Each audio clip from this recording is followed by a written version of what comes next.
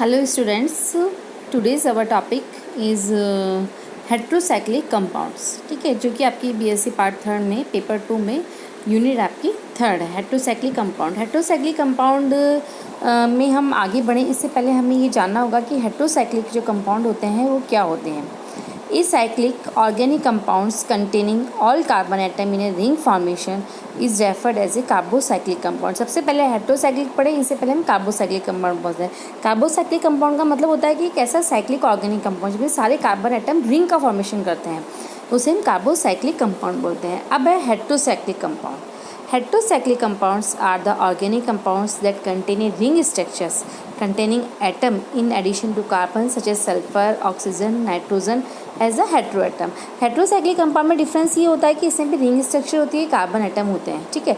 लेकिन but carbon atom के अलावा इसके अंदर या तो आपका सल्फर हो सकता है, ऑक्सीजन हो सकता है, नाइट्रोजन हो सकता है, कोई भी आपका हेटेरोएटम होता है। और जो रिंग होती है वो एरोमेटिक भी हो सकती है और नॉन एरोमेटिक भी हो सकती है। Number of drugs in the pharmaceutical science are heterocyclic compounds. Heterocyclic compound may be of natural origin और सिंथेटिक अवेलेबल। या तो ये नेचुरल आपको प्रकृति में मिल जाएंगे, नहीं तो हम इन्हें सिंथेटिकली बना सकते हैं। Classification of heterocyclic compound. Classification of heterocyclic compound जो है वो 4 तरीके के होते हैं। 5 member heterocyclic compound, 6 member heterocyclic compound, 7 member heterocyclic compound और कंडेंस्ड हेटेरोसाइक्लिक कंपाउंड, ठीक है। अब सबसे पहले 5 मेंबर में भी 2 होते हैं, जिसमें पहला होता है जिसमें एक हेटेरोएटम होता है, ठीक है, यानी कि एक कार्बन से अलावा एक डिफरेंट एटम है। और दूसरा होता है जिसमें एक से ज़्यादा हेटेरोएटम होते हैं। अब जिसमें एक हेटेरोएटम होता है उसका आपका एग्जाम्पल है फ्यूरेन और पिरोल, ठीक है। और जिसमें मोर देन 1 हेटेरोएटम होते हैं उसमें होता है आपका पायराजोल, इमिडाजोल और ऑक्सीजोल। ये 5 मेंबर हो गए। 6 मेंबर में भी 2 हैं, जिसमें 1 हेटेरोएटम है और मोर देन 1 हेटेरोएटम है। 1 हेटेरोएटम है तो उसका एग्जाम्पल है पायरिडीन और पिप्रिडीन, और मोर देन 1 हेटेरोएटम है तो उसका एग्जाम्पल है पिरिमिडीन। 7 मेंबर है तो उसमें हम आपका एग्जाम्पल है ऑक्सीपाइड, जो कि हमारे कोर्स में नहीं है, ठीक है। और कंडेंस्ड हेटेरोसाइक्लिक कंपाउंड में इंडोल, क्विनोलिन और आइसोक्विनोलिन। तो हम यहाँ पे 3 के बारे में पढ़ेंगे, 5 मेंबर, 6 मेंबर और कंडेंस्ड हेटेरोसाइक्लिक कंपाउंड, ठीक है। अब इसे मैं आपको बताती हूँ कि इसमें इसकी किस टाइप की स्ट्रक्चर होती है। जैसे पायरॉल है, ठीक है, ये इंडोल है, ये आपका एजेपीन है, इमिडाजोल है, ऑक्सीजोल है, फ्यूरेन है, थायोफीन है। तो सबसे पहले जो हम कंटेंट के बारे में हम पढ़ेंगे वो हमारा फर्स्ट कंटेंट है। सबसे पहला 5 मेंबर हेटेरोसाइक्लिक कंपाउंड्स में 1 हेटेरोएटम कंटेनिंग आपका पायरोल में आप देखिए इसकी जो स्ट्रक्चर है वो इस तरीके से है। पायरोल की जो होती है एरोमेटिसिटी, इसमें जो आपका डिफरेंट कंपाउंड है वो आपका नाइट्रोजन है, ठीक है। और इसकी जो स्ट्रक्चर है, मॉलिक्यूलर ऑर्बिटल स्ट्रक्चर जो होती है वो आपकी इस तरीके से होती है। अब हम पढ़ते हैं इसकी प्रॉपर्टीज़। पायरोल प्रॉपर्टीज़ क्या है। सबसे फर्स्ट एरोमेटिसिटी, यानी कि पायरोल जो है वो एरोमेटिसिटी शो करता है। मैंने जैसे आपको पहले बताया कि एरोमेटिक भी हो सकते हैं, नॉन एरोमेटिक भी हो सकते हैं, लेकिन जो पायरोल है वो आपका एरोमेटिसिटी शो करता है। Pyrrole have 4 carbon and 1 nitrogen, all are sp2 hybridize. ये 4 कार्बन होते हैं और एक आपका नाइट्रोजन होता है, जो कि सब sp2 संकरित होते हैं। sp2 हाइब्रिडेशन में जो आकृति होती है वो आपको पता है प्लेनर होती है, जिससे आपकी जो पिरोल रिंग होती है वो प्लेनर बनती है। Each ring atom also contains unhybridised p orbital that is perpendicular to the plane of the sigma bond.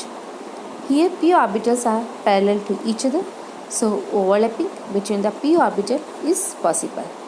The total number of non-bonding electrons are 6। तो इसमें आपके जो non-bonding electrons है वो कितने हैं, 6 है, जिसमें से 6 आपके 4 जो हैं वो कार्बन के हैं और जो 2 हैं वो नाइट्रोजन के हैं।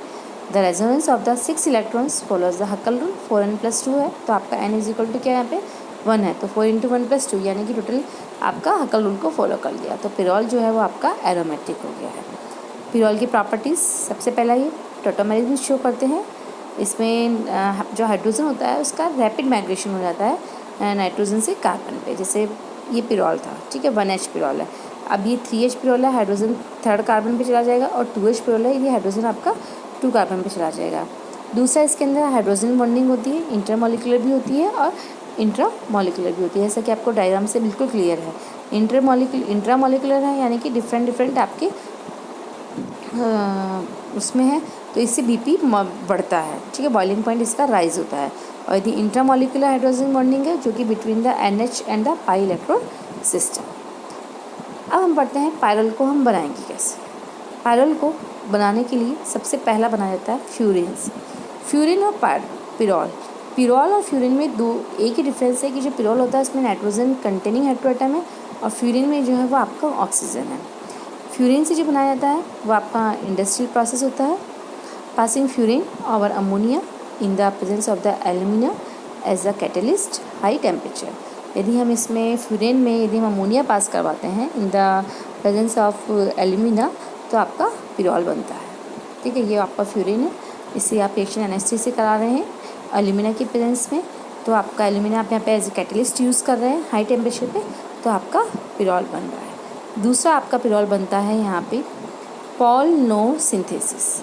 1,4 dicarbonyl compounds reacts with ammonia or primary amines to give pyrols, ठीक है। ये आपका 1,4 डाइकार्बोनिल कंपाउंड है, इसकी रिएक्शन हमने किससे कराई है, प्राइमरी एमीन से कराओ या अमोनिया से कराओ, तो आपको इस तरीके से पायरोल बनेगा। तीसरा आपका आता है हेंसेस पायरोल सिंथेसिस। हेंसेस पायरोल सिंथेसिस में हम अल्फा हेलो कीटोन की रिएक्शन बीटा कीटो एस्टर से कराते हैं अमोनिया के साथ, तो आपका पिरोल बनता है। ये आपका अल्फा हेलो कीटोन है, इसकी रिएक्शन आपने एक्टिवेटेड कीटोन से कराई अमोनिया की प्रेजेंस में, तो आपका ये पायरोल बन गया। इसकी मैकेनिज्म हमारे कोर्स में नहीं है, सिर्फ रिएक्शंस आपको यहाँ पे शो करनी है। फोर्थ है आपका नॉर सिंथेसिस। नॉर सिंथेसिस जो है वो इम्पॉर्टेंट है। नॉर सिंथेसिस और फ्यूरिन दो जो होता है, कई बार मोस्ट इम्पॉर्टेंट यही होता है कि फ्यूरिन पिरोल को बनाने की नॉर सिंथेसिस विधि लिखी है, तो आपको इसे बताना है condensation of alpha amino carbonyl component with second carbon component containing an electron withdrawing group alpha two A carbonyl component. आपने अल्फा एमिनो कार्बोनिल कंपाउंड लिया है, उसकी रिएक्शन आप एक्टिवेटेड कीटोन से कराएंगे, तो आपका जो बनेगा वो अल्फ़ा पे आपका पिरोल बनेगा, लेकिन पिरोल का यहाँ पे आपको एस्टर मिलेगा, ठीक है। रिएक्शंस ये आपका पायरोल को बनाने का सिंथेसिस हो गया। अब हम इसकी रिएक्शंस पढ़ते हैं। सबसे पहले हम पढ़ते हैं इसका इलेक्ट्रोफिलिक सब्स्टिट्यूशन। इलेक्ट्रोफिलिक सब्स्टिट्यूशन में क्या होता है कि जो पायरोल होता है वो इलेक्ट्रोफिलिक सब्स्टिट्यूशन रिएक्शन देता है, लेकिन सिर्फ ही देता है आपका सेकेंड पोजीशन पे, यानी कि सेकेंड जो पोजीशन होती है उस पर ही आपका सिर्फ इलेक्ट्रोफिलिक सब्स्टिट्यूशन आपको मिलेगा। ये पायरोल है, इसकी रिएक्शन आपने इलेक्ट्रोफिलिक से करा रहे हैं C2 और C3 पे, तो ये तो C2 पे बनना है आपका, और C3 पे कराते हैं तो आपका इस तरह से बनता है। इसके दो रीज़न है कि सेकेंड पोजीशन पे क्यों अटैक होता है। C2 attacks give more resonance contributing structure than C3, क्योंकि जो C2 होता है उसमें आपने देखा 3 रेजोनेटिंग स्ट्रक्चर बन रही, तो ज़्यादा स्ट्रक्चर दे रहा है। दूसरा extra stable contributing structure generates upon C2 attack, और इसकी जो स्ट्रक्चर बनती है वो थोड़ी सी एक्स्ट्रा स्टेबल होती है। Pyrrole undergoes electrophilic substitution reactions at the second position. ये आपको इसका यहाँ पे एनर्जी डायग्राम है, shows C2 attack forms stable intermediate than C3 and C2 preferred over C3। ये आपको मैंने आपको एनर्जी प्रोफाइल डायग्राम से भी आपको बता दिया है कि जो C2 वाला है उस पर जो एनर्जी प्रोफाइल डायग्राम है वो स्टेबिलिटी ज़्यादा है, स्टेबिलिटी ज़्यादा है उसकी, तो आपका जो होगा ये जो कर्व है नीचे की तरफ जा रहा है, ये ऊपर की तरफ जा रहा है। इलेक्ट्रोफिलिक सब्स्टिट्यूशन रिएक्शंस कैसे होगी पिरोल की, जैसे कि हम इसकी रिएक्शन हाइड्रोजन आयन से करा रहे हैं, तो आपने देखा कि ये 3H पायरोनियम आयन बन गया, ठीक है। यदि आप इसकी रिएक्शंस HNO3 से करा रहे हैं तो 2 नाइट्रो बनता है। पायराइडिन से करा रहे हैं तो आपका SO3H बनेगा। क्लोरीन से कराएंगे तो सेकेंड पोजीशन पे क्लोरीन जुड़ेगा। एसिडिक एनाइड से कराएंगे तो सेकेंड पोजीशन पे OCO-CH3 ग्रुप आपका ऐड हो जाएगा। पिरोल का यदि रिडक्शन करवाया जाए, रिडक्शन इसका 2 की प्रेजेंस में होता है, एक तो जिंक की प्रेजेंस में यदि आप करा रहे हैं और दूसरा यदि आप हाइड्रोजन से करा रहे हैं। यदि आप जिंक से कराते हैं तो इसका रिडक्शन आपका 2,5 डाईहाइड्रोपायरोल में होता है, 2,5 डाईहाइड्रोपायरोल में होता है। और यदि प्लेटिनम से करा रहे हैं तो इसका जो रिडक्शन होता है वो आपका पायरोलिडीन में होता है। इसकी मोस्ट इम्पॉर्टेंट रिएक्शन है पायरोल की रायमर-टिमार रिएक्शन। रायमर-टिमार रिएक्शन में हमने CH की और पहले KOH की रिएक्शन कराई, उससे हमने एक फ्री रेडिकल बनाया है कार्बीन CCl2। अब इसकी रिएक्शन इससे करा रहे हैं, सेकेंड पोजीशन पे ये अटैक हो गया, फिर इसका हम हाइड्रोलिसिस करा है, वाटर से रिएक्शन कराते हैं तो आपका ये सेकेंड पोजीशन पे CHO ग्रुप अटैच होता है, इसे हम बोलते हैं 1H पायरोल 2 कार्बोल्डिहाइड। ओके, और यदि आप इसका रिएक्शन H2O से ना कराकर यदि आप इसके क्लोरीन को अरेंज कर रहे हैं तो आपका बनता है 3 क्लोरोपायराडाइन, वो बनता है आपका रीअरेंजमेंट रिएक्शन से। ठीक है, पायरोल की रिएक्शन यदि आप लिनियर अभिकर्मक से कराते हैं तो वही सेकंड पॉइंट पे एल्किल जो आपका MgBr ग्रुप अटैच होगा, फिर वापस से यदि आप इसकी रिएक्शन Br से करा रहे हैं तो आगे Br कनेक्टेड हो जाएगा, और यदि इसकी रिएक्शन आप CO2 और H3O+ से करा रहे हैं तो ये आपका यहाँ पे कार्बोक्सिल ग्रुप अटैच हो जाएगा, तो बनेगा 1H पायरोल 2 कार्बोक्सिलिक एसिड।